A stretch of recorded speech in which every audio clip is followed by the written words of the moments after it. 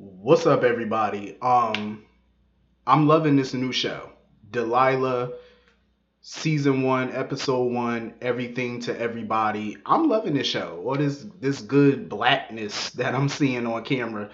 Um, they got a lot of great actors, actresses on this show, and I'm feeling all of them. And it's so good to see Jill Marie Jones on the show again. Tony Childs, that's my boo. Hilarious. But this show, I'm loving it. You know, black professionals. You got some good mystery going on, some good drama. Um, Delilah, I think is definitely gonna be a character I like. I think she's gonna be that one for me. Um, she fights for the underdog. You know, and who doesn't love somebody like that? You know, like she could easily work for a big ass law firm representing big corporations, big clients, multi-million dollar clients. You know, she could easily do that. She seems capable, competent, smart. You know, she's educated. She could definitely do that. But she chooses to fight for the underdogs. You know, these big corporations, these big multi-millionaires who got all the money and the influence. You know, they stomp on the little people who can't fight back. So I love that you have somebody out there that's fighting for them, and Delilah's that person. But you know, she also dealing with a lot of damn stress in her personal life. You know, being divorced and dealing with two kids. You know, a teenager, her daughter Maya. And then she got her son Marcus, and she's also taking care of her nephew Dion because you know his parents, her brother, and his wife are going through some things and stuff. You know, he was in the military, and you know now he's in the hospital and stuff because he's in a wheelchair, and the mother basically don't want to be bothered right now with all this drama because she just don't want to be a mother right now, and she can't handle the fact that she has a husband in a wheelchair and now she got to take care of her son, so basically she's just MIA. And I don't blame Delilah because Delilah was like, I don't give a damn. She said, this is what you signed up for when you said I do and slipped that ring on your finger. I said, exactly. Handle your responsibilities like a grown ass person should. You don't just cut and run because shit got tough. That's when you stick around and you hold on tighter. You know, that's what you're supposed to do. And I felt bad for little Dion because you could tell like he misses his mother. Like he seems like he's close to his mom. Like he definitely misses her, especially when he sees Marcus interacting with Delilah. You know, Marcus and Maya are so freaking talented. Like she's dope on the violin. He's a dope little singer. She got some talented ass kids. I ain't even gonna hold you. Um, when she was at the dinner table, like when she was in the kitchen doing the dishes and stuff, and they were playing Beyonce, Irreplaceable, and her son started singing the song and stuff to her. His vocals is on point. His vocals are definitely on point. I was like, get it, get it. His shit was on point. I said, all right. Um, he definitely need to be signed to somebody record label. You don't want all that talent to go to waste now. Um, and when he was singing and stuff, and they were just, having fun in the kitchen, Lil Dion was just looking so like empty. Like he was just looking like, damn. Like, that made him miss his mom even more because he sees how Marcus and his mom are. She hugs him, she's there for him, they have fun together, and he misses that with his mother. And he couldn't wait to see his mom. So come to find out his mom wasn't coming like she was supposed to. I know that was gonna break his little heart. Um, that's messed up. I feel bad for that kid, man. Um, Maya is on this little violin shit right now because she doesn't like the old violin that she has, and apparently she has a state competition or whatnot coming up, and she doesn't like the old violin that she wants, so she wants something new. And one of the violins that she saw is $10,000. I said, well, good goddamn. I said, who got $10,000 just laying around for a violin unless your name is Sean P. Diddy Combs? I'm just saying. So they at the dinner table eating, and her mother Delilah was like, "What the hell wrong with the $1,200 violin we bought you? That shit 1,200." She talking about, "Yeah, well, I need something new. I need something else." Delilah was looking at her like, "Ain't nothing wrong with that $1,200 violin." She was like, "The most I could do for you is $3,000." Even to me, like my chest just started to clam up. I said, $3,000. I mean, it's an investment. I ain't gonna front. It's an investment because her daughter is super talented and she can definitely go pro and make some good money as a violinist. She can, so it's an investment. But I mean, shit, when you struggling in 2020 was a motherfucker financially, I'm just saying, we gonna have to, tighten up. Like, $3,000. I'm like, damn. And she was not happy about that $3,000. She dead ass wanted the 10,000. I'm like, she said she can get you another violin for 3 G's. Shit, back in the day, you couldn't get $5 from my mom. I'm just saying, like 3 G's. Come on now, you better take it. Um, so she's sitting there talking about, oh, can I just ask my dad for it or whatever? I had to bust out and laugh when she said, ask your daddy. First of all, your daddy can't even pay $200 in child support. But they kids, so they don't know all that. They don't know all the details and stuff about what their father pay. And the daddy is fucking Robert from Acrimony. His name Gordon on this show, but he from Acrimony. You know that movie with Taraji P. Henson? He wasn't shit in that movie, and he ain't shit on this show either. I said, Lord, are you typecast, sir? Like, is that the only roles you can get? Is ain't shit husbands and baby daddy? Like, that's the only role you can get? He's a good actor though, he is. But damn, don't let them typecast you, bro. Don't let them do that. Um, she's sitting there talking about get it from him. And the mother was like, all right, if you want to call him and ask him for it. But she was like, she was trying to tell her, like, I don't think he's going to get it. But, the daughter sitting there, Maya, cutting her off or whatever, talking, can I be excused? Listen. You could tell this that new age parenting or whatever, because if I was acting all like that at the dinner table when I was growing up, I would have got my teeth literally knocked out of my mouth, like dead ass. It's not even a joke. Like, my mother would have just took all my fronts out. Just boom, right on the table. And you would just have to look at your teeth sitting there. I was like, girl, you better go sit down before she knock your teeth out. So they go to the damn recital or whatever she doing. She doing a performance at the school, and her violin sounded okay. It sounded good to me. Like, she definitely is a pro at playing it. But she was sitting there complaining, talking about the strings are a little loose or whatever. I'm like, okay, y'all can't fix the strings. You need a whole $10,000 violin. You can't just fix the strings. I'm just saying. So Tamara is there, Jill Marie Jones' character. They all sitting there watching the performance, and even Delilah was sitting in the audience. She was telling Tamara, she was like, "Ain't nothing wrong with that violin." She was like, "It sound good." And then Gordon shows up, Delilah ex-husband. He showed up because he was trying to act like he wasn't gonna be able to make it or whatever because of some work thing or whatever. Because he was supposed to have a meeting with his editor. But he ended up showing up, and Tamara could not stand Gordon. You could tell by the way she looked at him. They do not like each other. And Marcus seemed like he don't really got a good relationship with him either, because normally somebody be like, hey, Dad, how you doing? That little boy said, hey, and went back to looking at his phone. That's how you know you an ain't shit parent, when your child just look at you briefly and be like, hey, like you ain't shit. Like, he just know you ain't shit. And that's a little boy. Like, a little boy know you ain't shit. That's just all the way sad.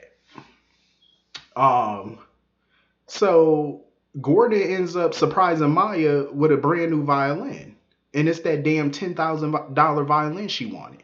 I said, hold the fuck up. Pause. How can you afford a $10,000 violin? Well, he paid $5,000 for it. Like, as a down payment, he told the guy he was going to pay him the rest. How you got $5,000 to buy a violin, but you can't pay $200 for child support? The math ain't adding up.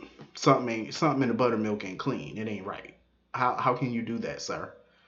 Like, Delilah was looking at him like, yeah, you really ain't shit. And Tamara was looking at him the same way. Tamara was like, ugh. She just looked at that boy in disgust. Like, you ain't got $200. You ain't got two nickels to rub together, but you got $5,000. Explain yourself, sir. I'm just saying, explain. So anyway, he talking about, oh, he just got the $5,000 today after a meeting. He came up with $5,000 and he was gonna pay for the rest, so Delilah didn't have to worry about it. I was like, he ain't shit. Something up with him. So anyway, moving on from that, Demetria. I freaking love Demetria. I like her character, Demetria Barnes. She came to Delilah's office or whatever First of all, she called Delilah's office because they had a 2:30 meeting or 2 o'clock, 2:30 appointment or whatever, and talked to Delilah's assistant Harper. She was on the phone with Harper, and Harper was confirming her meeting or whatever, and she gonna ask Harper, "Can you look up bus schedules for me?" I said the fucking ghetto. First of all, Harper don't work for you, boo. You can look up your own bus schedule. It is 2021. You have a phone. Google map that shit. Google it. Type in the bus. Whatever bus you get on, type it into the system, and it will tell you the routes. It will tell you. Hell, they even got a number you could call the bus company and ask them people directly. And it was early in the day, and I'm pretty sure it was a weekday. So they open. You could have called them and asked them, well, what time this bus comes. They will gladly assist you. That's their job. They work at the call center. Like, Harper is not your slave. She is not your assistant. Um, so Demetria shows up to the office, and she's talking or whatever before Delilah comes in. She's talking to Harper. She's like, "Oh, does she always show up late?" And like talking all type of shit. And Harper was just looking at her like, "Well, you can ask her yourself." So Delilah comes up. She's like, "All right, let's go talk. Let's go walk and talk." So they talking, getting to know each other or whatever, and come to find out, you can't judge a book by its cover, because looking at Demetria, I definitely smelt ghetto. When I seen her and heard her start talking, I said, yeah, that's the ghetto. But she's highly educated. You know what I'm saying? She's highly educated. She's fluent in Spanish, you know, so she knows how to speak the language. She's bilingual. So I was like, okay, that's a plus. She's quick with it and she's smart. You know what I mean? And she basically credited her wanting to be a lawyer to Delilah because of a case that Delilah was working with, a girl driving a BMW or whatever, and the cops was fucking with her and whatnot. Come to find out, the girl was Harper. That's the case that she was working, because you know how the cops do sometimes. Can't a black person, especially a black female, can't have a BMW. They can't own a BMW. Like, you got to question where they got the money from. Like, people do work. You know what I'm saying? Like, they own their own businesses nowadays. Like, work for Fortune 500s. Like, come on now. And she also was 2 steps ahead of Delilah. Demetria was 2 steps ahead because she let her know. She said, "Oh yeah, that template that you were trying to file, you need to do a new template, because if you try to file it with that old one, they not gonna take it." I said, "That's what the fuck I'm talking about, Demetria." Demetria was on her shit. I said, Delilah need to go ahead and hire her, because she quit. She's very smart. She ain't nothing stupid about that girl. She's smart as shit. I said, Demetria, go ahead. I mean, Delilah, go ahead and hire Demetria. I like her. I could see her working in the office. But the only reason Delilah didn't hire her, because money wise, she just can't afford it. She can't afford to take on a new associate at the firm. But she need to juggle the budget or something, because I'm gonna need her to hire her. Like, get her up in here, because I think she'd definitely be an asset. So anyway, moving on from that, Delilah meets up with Leah, an old college friend or whatever from back in the day. And apparently Leah used to fuck with her brother Nate. They used to have a thing going back in the day. So Leah looked good. I ain't even gonna front. That's a gorgeous ass woman. They all beautiful. Harper, Delilah, Tamara, they all beautiful as shit. Especially Leah. Like, they all gorgeous. But Leah is a bubblehead. She's an earhead. She came in there wanting Delilah to take on her case of wrongful termination. And Delilah at first was looking like, yeah, I am not interested in this case. Because Delilah already told Harper, like, I'm not taking no more cases. Like, so she was just entertaining Leah at that point for shits and giggles. But Leah talking about she was wrongfully terminated and yada yada yada, and another employee, Gary, he was wrongfully terminated because apparently they work at this company, Osborne or whatever, Osborne Tactical or whatever, where they make military equipment, radios and all that stuff, tactical gear or whatever. And she was the secretary to the CEO.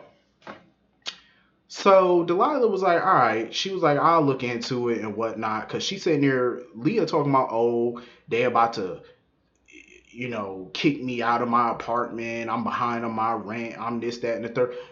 Delilah was like, how the fuck are you behind on your bills when you just got fired? She was like, yeah, bitch, but 2020 was a hard fucking year. I agree, because 2020 was very uncertain for a lot of people financially, including myself. So I ain't even gonna hold you. I'm not even gonna lie. Like, even I was out of work for a little second. Like, you know what I'm saying? Not that long, but it's still, shit. When you got to dip into your savings to pay them bills, you ain't got no money coming in, it's a bitch. And you got to wait for unemployment and all that. It was disastrous.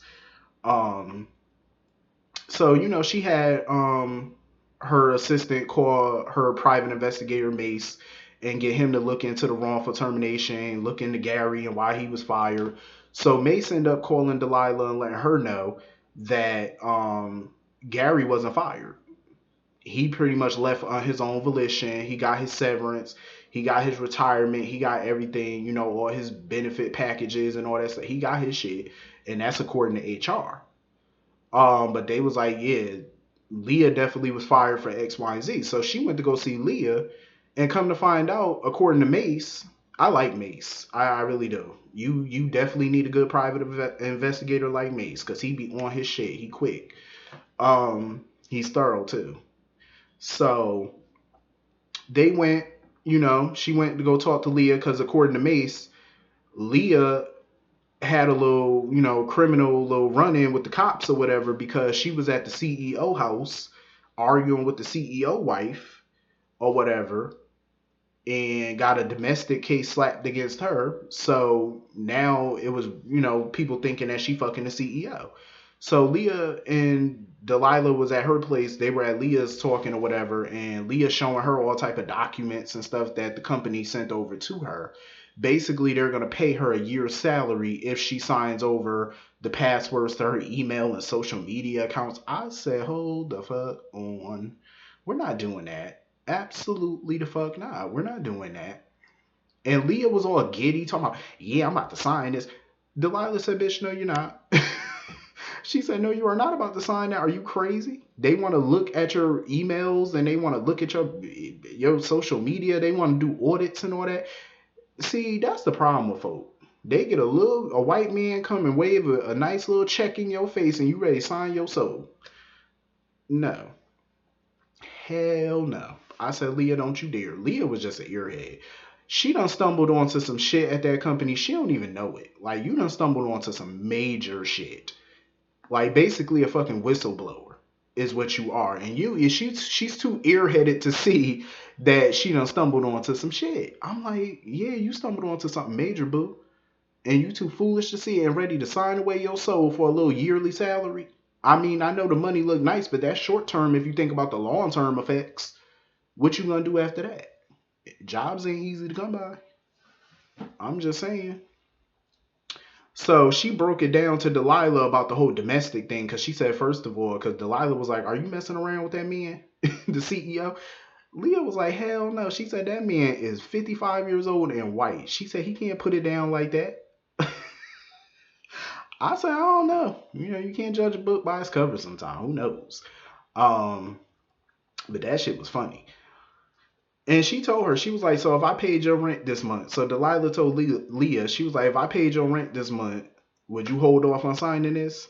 And Leah was like, hell no. She said, I need that. She said, they need this document back by today. And Delilah was like, well, shit, they gonna have to wait till tomorrow. She said, they'll wait a day. And I said, I do agree with that. They can't wait a day. So anyway, moving on from that, come to find out, Leah was like, shit, they got people following me. I said, damn, because they knew she went to go see Delilah at the office that day. They knew about that. So they got somebody watching her ass. Um, and Delilah had met up with Tamara or whatever. It was so funny because Tamara had said that her husband, that Delilah ex-husband Gordon, has the heart of a criminal. That shit was funny. Tamara know that man ain't shit. But they went out to lunch or whatever, and Tamara was basically kept telling Delilah, don't take Leah's case. She was like, don't take that shit.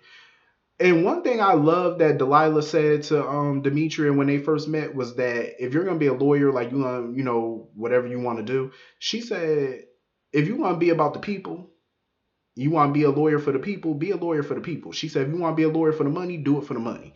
You know what I'm saying? I respected that. I definitely do. Like, don't have step. Don't lie about why you really doing it. Be honest about why you really being a lawyer. I agree with that.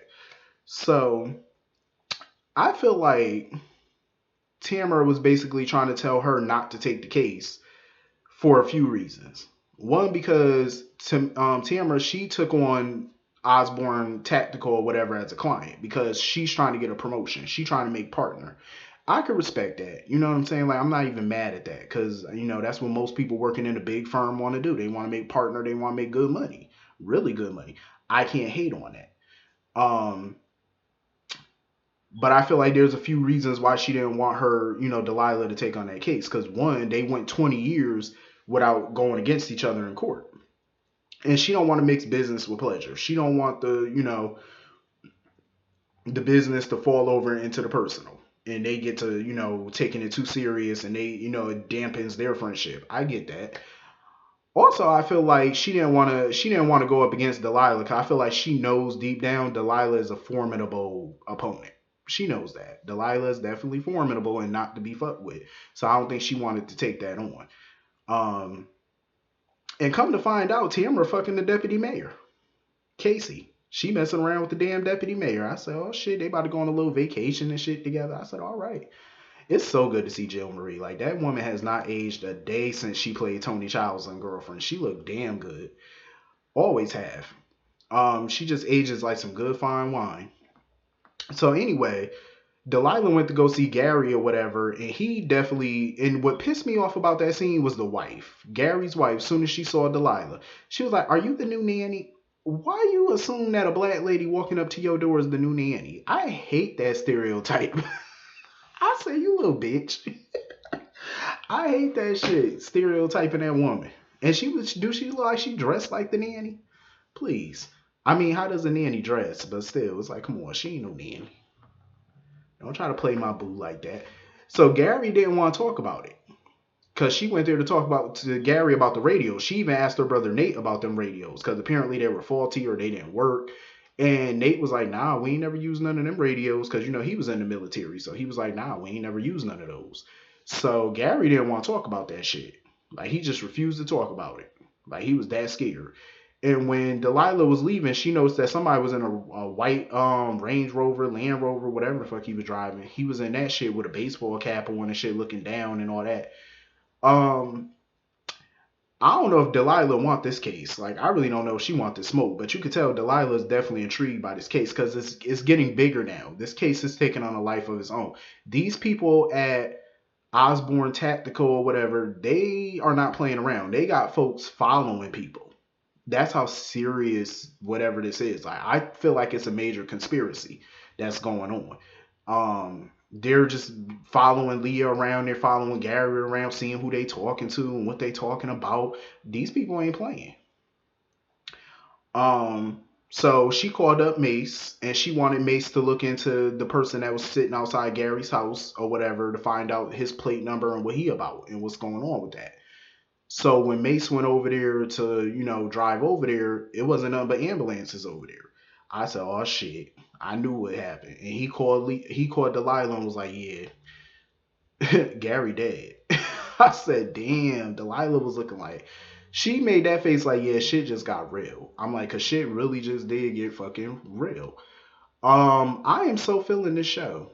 I am feeling it. I love this show. This is like my new favorite right now. Delilah is definitely it. But hit the comments. Let me know what y'all thought about it, and I will see y'all all later. Peace.